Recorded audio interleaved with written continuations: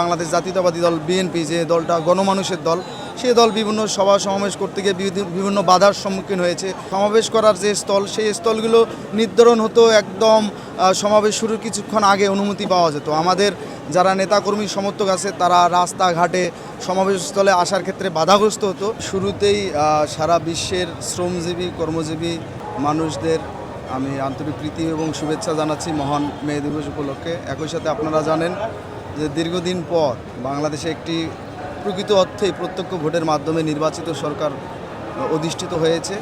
সেই সরকারে আমাদের হৃদয়ের স্পন্দন বাংলাদেশ জাতীয়তাবাদী দল বিএনপির চেয়ারম্যান দেশনায়ক জনাব তারেক রহমান প্রধানমন্ত্রী নির্বাচিত হয়েছে এবং আমরা এই পল্টন ময়দানে সহ ঢাকার বিভিন্ন জায়গায় আমরা শ্রমিক দিবসের প্রোগ্রাম করেছি। এবারের অনুভূতিটা আসলেই আলাদা। আমরা যাকে ঘিরে আমরা যে তরুণ সমাজ স্বপ্ন দেখে বাংলাদেশের রাজনীতিতে আসীন হয়েছি, দেশনেত্রী বেগম খালেদা জিয়া তার এবং শহীদ রাষ্ট্রপতি জিয়া রহমান তাদের জ্যেষ্ঠপুত্র দেশনায়ক জনাব তারেক রহমান প্রধানমন্ত্রী নির্বাচিত হয়েছে এবং এই প্রথম প্রধানমন্ত্রী হওয়ার পর বিএনপির এটি বলা চলে বড় সমাবেশ এবং মহান মে দিবস আন্তর্জাতিক শ্রমিক দিবস উপলক্ষে। এজন্য অনুভূতিটা একটু অবশ্যই আলাদা। আমরা অধীর আগ্রহে অপেক্ষা করে আছি কখন প্রধানমন্ত্রী দেশনায়ক জনাব তারেক রহমান আসবেন, তার কথা আমরা শুনব। একই সাথে আগামী দিনের কর্মজীবী এবং শ্রমজীবী মানুষের যে কর্মপরিবেশ সেটা যাতে নিরাপদ থাকে। এবং আপনারা জানেন আজকে আন্তর্জাতিক শ্রম দিবসের সাথেই কিন্তু জাতীয় পেশাগত স্বাস্থ্য এবং সেফটি দিবস 2026 উদযাপিত হচ্ছে।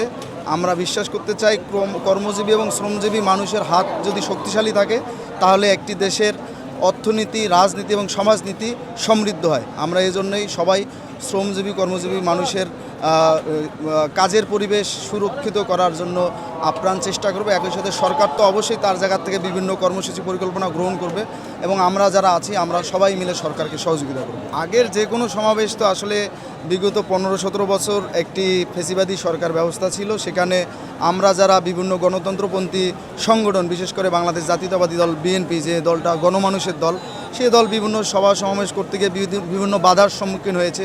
বিশেষ করে আমাদের যে সমাবেশ করার যে স্থল, সেই স্থলগুলো নির্ধারণ হতো একদম সমাবেশ শুরুর কিছুক্ষণ আগে অনুমতি পাওয়া যেত। আমাদের যারা নেতাকর্মী সমর্থক আছে তারা রাস্তাঘাটে সমাবেশস্থলে আসার ক্ষেত্রে বাধাগ্রস্ত হতো।